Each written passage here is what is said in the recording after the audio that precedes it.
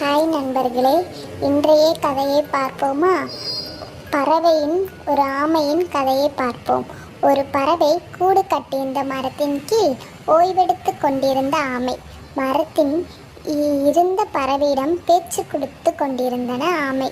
அப்பொழுது பறவையை கூடு அழகாகவே இல்லை என்று கூறி அசிங்கமாக உடைந்த குச்சிகளால் கட்டப்பட்டு இருக்கிறது என்று பறவையிடம் மட்டம் தட்டி கேலி பேசி கொண்டிருந்தன ஆமை.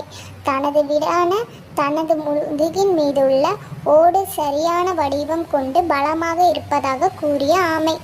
அதை கேட்ட பறவை, என்னுடைய கூடு உடைந்து அசிங்கமாக இருந்தாலும் இயற்கையில் கிடைக்கும் பொருட்களை கொண்டுதான் உருவாக்கியிருக்கேன். இது எனக்கு மிகவும் பிடித்திருக்கிறது என பதிலளித்தது பறவை.